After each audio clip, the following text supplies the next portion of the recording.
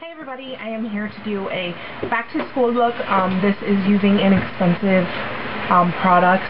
I mostly, for the eyeshadows, use Coastal Scents because I do think that is an inexpensive way to stretch your money to get more for your money. So if you guys want to know how I achieve this look, hey everybody, let's get right into this look. I have this first eye done. It is very brightening, very neutral, easy to accomplish, and I'm using Coastal Scents products because I feel like for students this is a good way to get a lot of product for your money, especially with their 88 palettes, their neutral palette, and any of their Hot Pot made palettes. So let's get right into this. I forgot that I wasn't filming. What I did was I prepped and primed my eyes. I kept it inexpensive. I used the e.l.f. Champagne Eye Primer, and then I used the e.l.f. Studio Line Cream Shadow in Candlelight. It is just a cream shimmer shade, but use anything you like in your collection. And then I took a light layer of the Wet n Wild Single Eyeshadow in Brulee, and I also packed a little bit from the 28 Neutral palette from Coastal Scents. I took a little bit of this tan shade right here, this very light tan. It is like a satin, so it's not anything too shimmery. So next step we are going to do is I am going to put in my crease transitional shade, and I'm going to take a fluffy eyeshadow brush. This is the MAC 224, but any fluffy shadow brush you like would work just as well. I am also going to be using this Forever Neutral palette from Coastal Scents. I'm going to be taking this mid brown here, just a little bit of that, and I'm also going to combine it with another. I feel this shade might be a little dark, so I'm just going to combine a little bit of this matte lighter brown shade here, and I'm just going to rock this into the crease as a transitional shade, and also to give dimension without being Then what I'm going to do next is I'm going to take a little bit of this warm brown here. This is again like a satin, and I am just going to take that onto a 217 style brush, just any flat shader brush you prefer. I'm just going to put this in my crease just to give it a little more definition.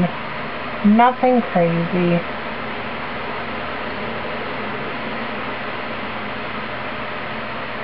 Okay, so there we have it. Then what I'm going to do next is I'm going to take this very high shimmer brown shade right here. This is prone to a lot of fallout, so I want to be very careful with this shade. Dust off the excess, and I'm just going to add a little bit of this on the outer portion and just work it into my crease just a tad. Again, like I said, this is a very fallout prone eyeshadow. It's one of my least favorite eyeshadows in the palette, but it is a very pretty brown, so I just wanted to incorporate it a little bit here in this look. A little more here. Okay, and then finally we are going to finish it off with this dark warm brown, just a tad on the brush, just to deepen out the corner and just sweep a little into the crease, not even like a third of the way, just to get a little bit of a dimension on the outer corner. Next step is I'm going to take a smudger brush, and I am going to smudge a little color on my lower lash line. I'm just going to go back with the transitional shade and just run this along the lower lash line, just to give it a little bit of dimension here. And then I am just going to add a tad of that darkest shade we added to the outer corner, and I'm also going to put that on the lower lash line, smudge it about a third of the way in.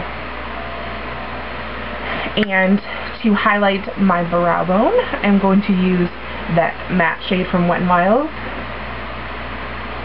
just with a fluffy brush. Add a little to the brow bone. And then for the tear duct highlight, I'm going to use this lightest shade in the palette. It is very multi-dimensional. It looks like just a plain ordinary cream shade, but it reflects golden and just a little bit of like a green flash to it. And I just love that little pop in my inner corner here. And then I'm going to run the NYX slide-on pencil in pure white on my lower waterline.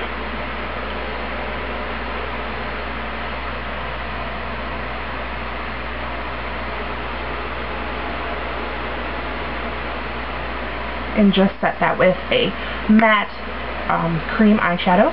So I'll just go back with the Wet n Wild shade. Clean off my brush. Just so stays put. And if you need to, just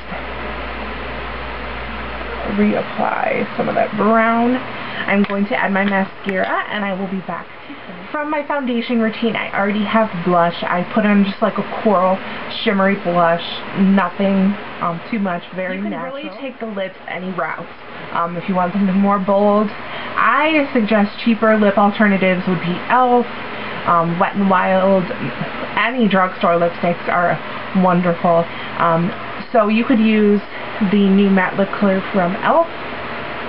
or NYX round lipsticks, anything like that.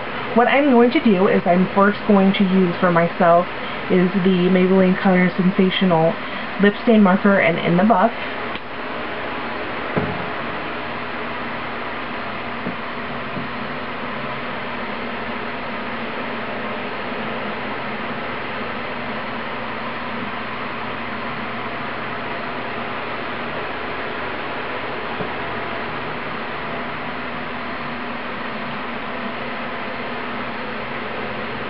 I just wanted to add something that was going to be a little bit more long wearing underneath the lipstick, and then I'm going to be using the Wet n Wild matte formula lipstick in 903C.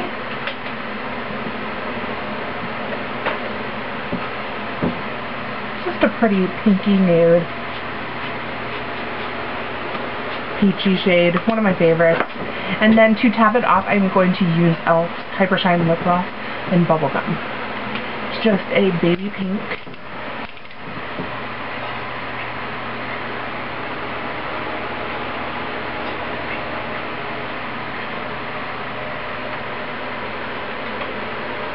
Okay, and that finishes the look. I hope you guys enjoyed, and I will talk to you very, very soon. Bye.